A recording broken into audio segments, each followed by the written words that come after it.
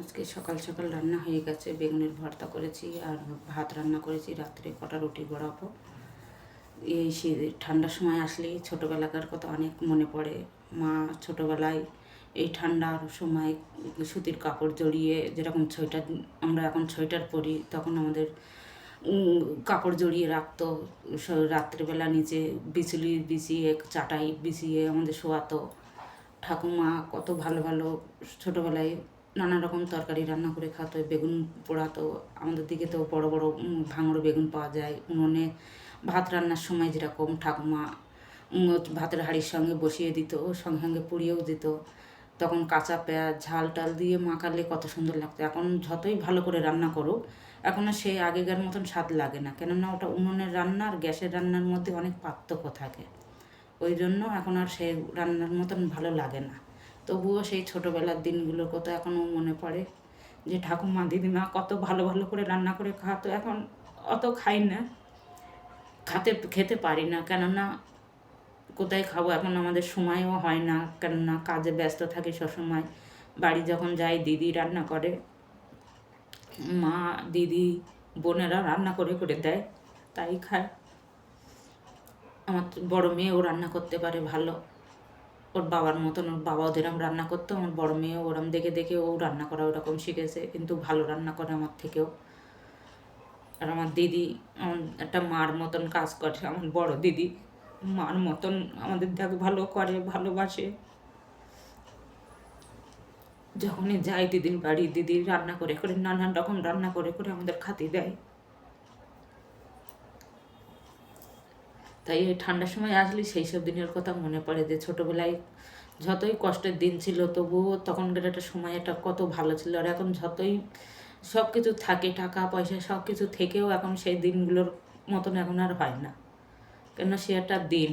আর এখন মানুষের কাছে যত টাকা আছে, সময় নেই। কিন্তু তখন মানুষের কাছে টাকা না থাকলেও সময় ছিল সবার জন্য, সন্তানদের জন্য, ভাই বোনের জন্য, সবার জন্য সময় ছিল। আর এখন টাকা থেকেও কারোর জন্য কারোর সময় নেই।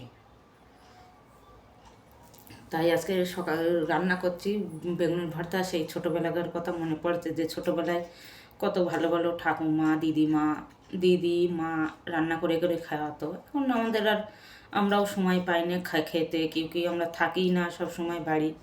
যখন যাই দিদি রান্না করে করে খাওয়াই, দিদির বাড়িতে যাই বেশি, দিদি রান্না করে করে খাওয়াই, সেজ বোনও রান্না করে করে খাওয়াই। আমার দিদি ভালো রান্না বাড়াও করতে পারে আমাদের বাড়ি। সেই সব দিনের কথা মনে পড়ে, যে তখন একটা সময় ছিল যে এত গরিবের মধ্যেও, কষ্টের মধ্যেও মানুষ কত আনন্দই থাকতো। আর এখন যত টাকা তত মানুষ দুঃখ কষ্টই ভোগ করছে।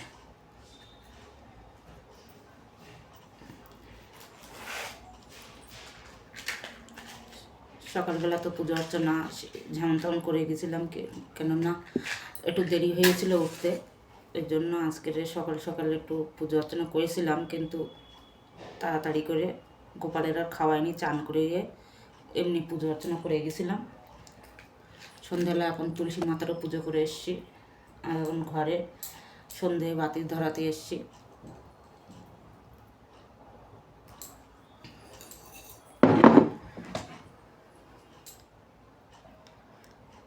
সে আগেকার দিনের মতন এখন আর দিন পাওয়াও যাবে না, আর এখন সে দিন খুব মাথা ঠকলেও পাওয়া না।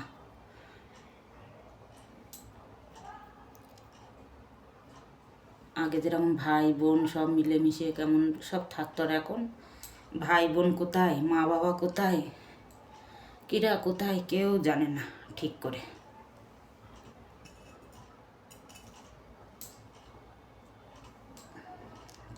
তাই বলি, মা বাবার দুঃখ কষ্ট দিও না। মা বাবার জন্য আজকে আমরা দুনিয়া দেখি, পৃথিবী দেখছি। মা বাবার জন্য আজকে আমরা কোথা থেকে কোথায় আজকে মা বাবা রয়েছে বলে আজকে আমরা সব কিছু করতে পারছি।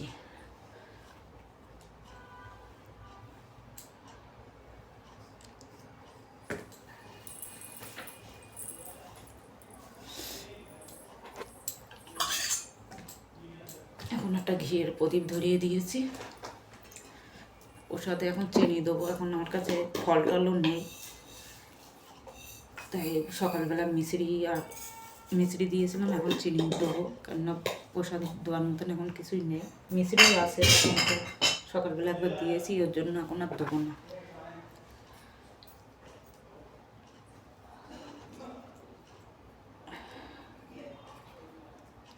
আর গোপালের আজকে জামা গাইতে হয়নি এখনও, এই সন্ধে ধরিয়ে গোপালের জামা গায়ে দিয়ে দেবো। আচ্ছা।